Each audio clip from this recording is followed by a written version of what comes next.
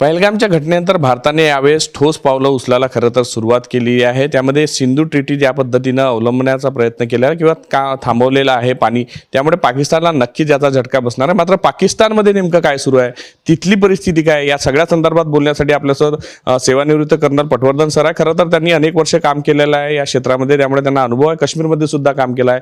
पाकिस्तानची जी भूमिका आहे किंवा पाकिस्तानमध्ये जो मुनीर आहे त्यांना कशा पद्धतीची भीती आहे सर, काय सांगा? पाकिस्तानच्या हृदयामध्ये धडकी भरलेली आहे की यावेळेला भारत काय करेल हे काही सांगता येत नाही। कारण दोन गोष्टी आपल्या झालेल्या आहेत ऑलरेडी, क्रॉस बॉर्डर अटॅक झालेला आहे, एअर अटॅक झालेला आहे। त्यामुळे यावेळेला काहीतरी मोठं होईल, आणि मोठं म्हणजे काय तर युद्ध होईल ही सगळ्यांना भीती आहे। पाकिस्तानी जनतेमध्ये मोठा असंतोष झालेला आहे, कारण त्यांनाही माहिती आहे की सिंधू नदीचं पाणी थांबवल्यामुळे पावसाळा गेल्यानंतर त्यांना जेव्हा पाणी लागतं पिकांना, त्यावेळेला पाणी मिळणार नाही त्यांना अजिबात, आणि त्यामुळे त्यांना भयंकर त्रास होणार आहे पिण्याच्या पाण्याचा आणि पिकांना लागण्याच्या पाण्याचा। आणि दुसरं म्हणजे जी आपल्या इथली एअरस्पेस आपण बंद केलेली आहे, त्यामुळे त्या सगळ्यांना जिथे कुठे जायचं आहे ते श्रीलंकेला वळसा घालून जावं लागतं। त्यामुळे हवाई सेवा जी आहे ती भयंकर महाग झालेली आहे, आणि त्याचाही त्यांना तिथल्या जनतेला फटका बसलेला आहे। दुसरं म्हणजे अशी बातमी मिळते आहे हातामध्ये की पाकिस्तानी सेनेमध्ये फार मोठा असंतोष निर्माण झालेला आहे। कालची बातमी होती की जे आर्मी चीफ आहेत जनरल मुनीर, त्यांनी आपली फॅमिली जी आहे ते त्यांच्या लंडनच्या घरी पाठवून दिली। त्याच्या पाठोपाठ तिथले जे व्हाईस चीफ होते ते आणि ISI चीफ होते त्यांनीसुद्धा आपल्या फॅमिली ज्या आहे त्या बाहेर पाठवून दिल्या। याचा अर्थ असा की जेव्हा जर लढाई झाली तर माझं कुटुंब सेफ राहायला पाहिजे, जनतेचं किंवा बाकीच्यांचं जे काही होईल ते पाहायला जाईल, अशी एक मनोवृत्ती तिथले वरिष्ठ सेनाधिकारी दाखवतात आहेत। दुसरी गोष्ट म्हणजे अशी की एक खबर आलेली आहे की पाकिस्तानच्या आर्मीमध्ये राजीनामा सत्र सुरू झालेलं आहे। ते राजीनामा सत्र म्हणजे कसं की 11 कोर जो आहे त्याचा जे स्ट्राईक कोर आहे त्या कोरमधल्या जवळपास 450 ऑफिसर्स आणि जवानांनी आपले राजीनामे दिलेले आहेत, आणि त्या राजीनाम्यांकरता तिथली inter services public relation team जी आहे ISPR, त्या ISPRनी एक ॲडवायझरी इश्यू केलेली आहे आर्मीला, एक आवाहन केलेलं आहे की या संकटाच्या वेळी आपण देशाच्या रक्षणाकरता उभं राहायला पाहिजे। त्यामुळे देश सोडून जाऊ नका, नोकरी सोडून जाऊ नका, हा देशद्रोह असेल, अशा प्रकारची त्यांनी एक ॲडवायझरी दिलेली आहे। याचा अर्थ असा की पाकिस्तानच्या सेनेच्यासुद्धा छातीमध्ये धडकी भरलेली आहे की खरंच जर युद्ध झालं तर आमचं काय होईल। कुठेतरी ज्या पद्धतीनं भारत भूमिका घेतो आहे आणि पाकिस्तानचं तुम्ही सांगितलं इंटरनल पूर्ण कोलॅप्स होत आहे, म्हणजे खरं तर आर्मीच्याच भरोश्यावर पाकिस्तान जगतो आहे, आणि तेच जर कोलॅप्स होत असेल तर किती धोक्याची घंटा आहे पाकिस्तानसाठी? ही पाकिस्तानसाठी फार मोठ्या धोक्याची घंटा आहे, कारण पाकिस्तान डिसइंटिग्रेट होईल, आणि याचा जो फटका आहे तो आपल्याला पडेल। आधी आपल्याला एकाच शत्रूशी झगडावं लागत होतं, आता 2-3 शत्रूशी झगडावं लागेल, कारण सिंध वेगळा होऊन जाईल आहे, त्याच्यानंतर पंजाब वेगळा होऊन जाईल आहे, बलुचिस्तान तर वेगळं होतच आहे, म्हणजे ते ऑलमोस्ट झालेलंच आहे। पण याच्यामध्ये जेव्हा पाकिस्तानमध्ये गृहयुद्ध सुरू होईल त्यावेळेला चीनमध्ये पडेल, कारण त्याचा चीन पाकिस्तान इकॉनॉमिक कॉरिडॉर तिथे आहे, त्यामुळे तिथली परिस्थिती अतिशय बिकट होणार आहे, आणि आपल्याला त्याचा फटका बसण्याची भीती आहे। सर, आपल्यावर कशा पद्धतीने ताण होईल, म्हणजे एक तर अगोदरच आपल्या सीमा अडचणीत आहे, त्यात आतंकवाद, आणि त्यात हे जर वेगवेगळे झाले तर यांचं विभाजन, चीन स्वतःचा फायदा करण्यासाठी भारतवर वेगळ्या पद्धतीनं नाही, आपल्यावर यांच्यापैकी कुणी हल्ला करण्याचा चान्स नाही आहे, कारण ना सिंधपाशी आर्मी आहे, बलुचिस्तान आपल्यापासून खूप दूर आहे, आणि जी काही आर्मी आहे ती पंजाबी मुसलमानांची आहे, त्यामुळे तिकडनं हल्ला होण्याचा चान्स आहे। पण ते लोक आपसामध्येच लढण्यामध्ये असतील आहे, आणि तो इकॉनॉमिक कॉरिडॉर आहे त्याला हे देण्यामध्ये, संरक्षण देण्यामध्ये व्यस्त असतील, त्यामुळे आपल्याशी युद्ध होणार नाही।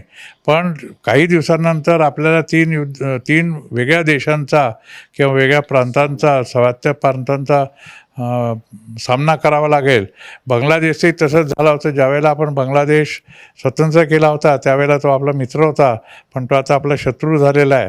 त्यामुळे जगाच्या पटलावर मित्र केव्हा होतात, शत्रू केव्हा होतात कळत नाही, आणि आपल्या जवळ जर असे 3 प्रांत निर्माण झाले जे मुसलमानांनी भरलेले आहेत, तर तो नॅचरली आपल्याला एक धोक्याचा सिग्नल असेल आहे. कुठेतरी सर महागाई सुद्धा प्रचंड वाढलेली आहे पाकिस्तानमध्ये आणि असुरक्षितता आहे.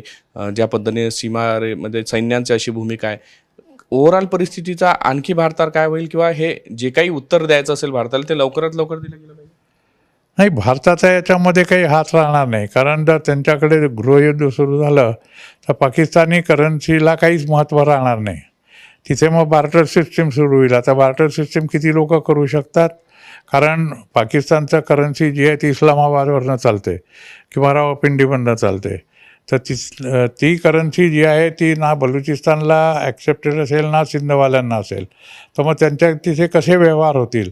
तर हा एक फार मोठा गुंतागुंतीचा प्रश्न आहे, जो बांगलादेशने 1971 फेस केला होता. पण आपली त्यांना मदत होती म्हणून ते त्याच्यातनं बाहेर निघाले. यावेळेला त्यांना कोणाची मदत राहणार आहे. तर याचा एक डिसएडव्हान्टेज किंवा आपल्याला धोका हा आहे की चीन याच्यामध्ये हस्तक्षेप करेल आणि पूर्ण पाकिस्तानला आपल्या ताब्यात घेईल, ही मला भीती वाटते. सर भविष्यात मोठं संकट याच्या माध्यमातून एक उभं राहील का चीन जर त्यामध्ये आतमध्ये घुसत असेल आणि कारण की अगोदरच कर्जबाजारी करून ठेवला आहे चीनने. नॅचरली जर चीन आपल्याला उत्तरेकडनं ऑलरेडी धोका देतो आहे. पूर्ण उत्तर सीमा जी आहे ती चीननी व्यापलेली आहे. त्याच्यानंतर जर तो पश्चिमी सीमेवर जर पूर्ण आला, म्हणजे काराकोरमपासनं ते खाली कराचीपर्यंत किंवा बाजारपर्यंत, तर आपण हाफ सर्कल झालेलो आहोत त्यांच्यानी आणि बाकीचं जे उरलेलं आहे ते बांगलादेशच्या याच्यानी होईल आहे.